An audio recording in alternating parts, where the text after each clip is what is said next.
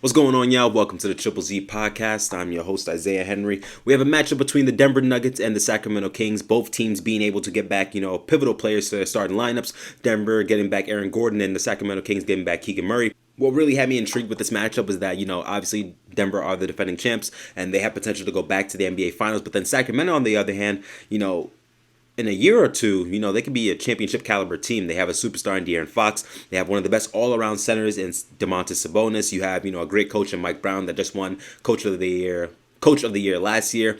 You have your shooters in Kevin Huerter and Keegan Murray, and then you got a legit Six-Man of the Year candidate in Malik Monk. This is another game without Jamal Murray, so meaning, Denver Nuggets, other players have to step up. That means, Aaron Gordon, Michael Porter Jr., KCP, Reggie Jackson, Christian Brown, they have to step up to, really hold down the fort until Jamal Murray gets back. And then, also as well, we're going to see a lot of, Nikola Jokic with the basketball in his hand a lot more. Obviously, with Jamal Murray out as the primary ball handler, Jokic, we know, is another point guard on this team, but, he has to have the ball in his hand to really set up and help his teammates get easier looks throughout the entire basketball game. For Nikola Jokic, it was very interesting to me that, scoring is just like, it's his third best skill, I would say, obviously rebounding and passing being, the first two, but throughout these games without Jamal Murray, Jokic has to find a way to, not even find a way because it happens naturally for him. He has to, look for his shot a little bit more.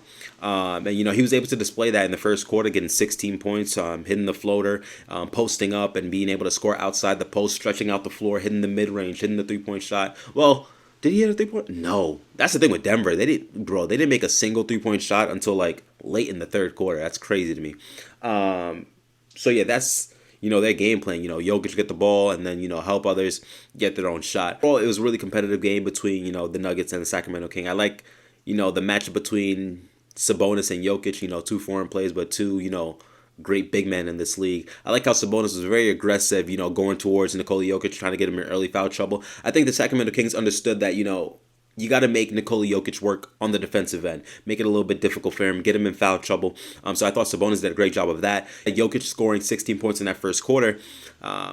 Sacramento did a great job of setting the double team and making sure the ball was out of Nikola Jokic's hand. So other players like Porter Jr., Aaron Gordon, those kind of guys, find their own shot. But I noticed about Denver's offense, as soon as Nikola Jokic left the floor, especially in that second quarter when he got subbed out, Denver was really struggling to, score the basketball. I thought Sacramento did a great job of, exploiting that almost to a degree because they were able to put up 39 points in the second quarter, which really helped them, take control of this basketball game. Best players off the court, and he's like the focal point of the offense. Like everything has to run through him so the team overall can run, pretty fluently and efficiently.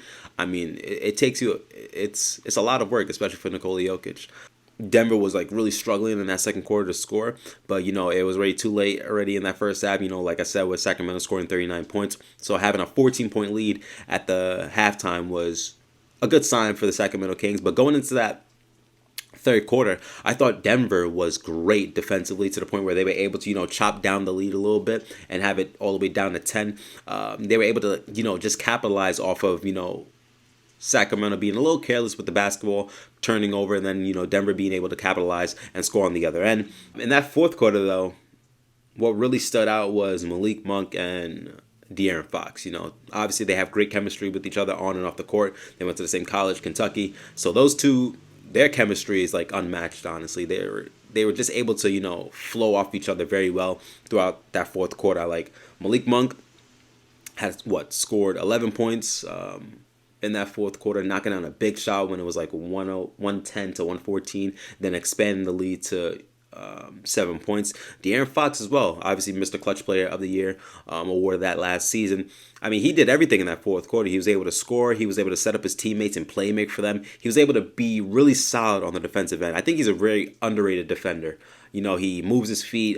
He uses his body. He knows when to, get under your ball handling. He does a great job on the defensive end. I think that's one of the things that Mike Brown, wants, the Sacramento Kings to be better at, defensively. Malik Monk, though, I say his game reminds me of Lou Williams.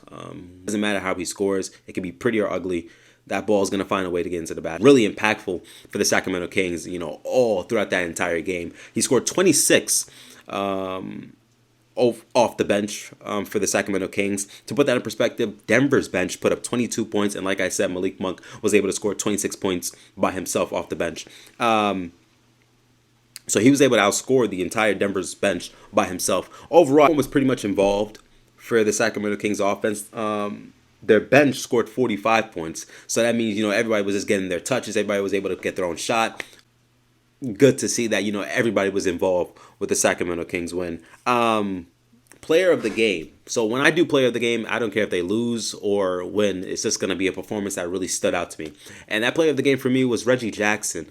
And with Reggie Jackson, it's interesting because I said before the season started, Denver losing Bruce Brown was kind of a little dent to them because Bruce Brown was the type of player that came off the bench and gave you solid production. He changed the momentum in the game. I mean, on both ends, whether it's, just going on a little run by himself or being able to, play good defense on the other side of the basketball. But for, Reggie Jackson, he's a much better offensive player than Bruce Brown. Bruce Brown being better defensively. But Reggie Jackson is really holding it down for Jamal Murray while he is in position. He's doing everything you need. You need him to play make. He's doing that well. You need him to score, hit the three, get to the rim. He's doing everything well for the Denver Nuggets. So I think if he's able to play like this consistently, now I don't expect him to drop 30 on every given night, but if he's able to, find a consistent rhythm coming off the bench when Jamal Murray comes back, I think that's a really positive piece to have for the Denver Nuggets. I think over his last 5 games, he's averaging like 21, 5, and 4. I mean, that's pretty solid. For somebody coming off the bench and having to hold it down for, a star player like Jamal Murray. So I think for Denver, they have that going in their favor. But thank you guys for listening to the Triple Z podcast. Please like and subscribe to the channel. Let me know in the comment section what you thought about Sacramento versus Denver.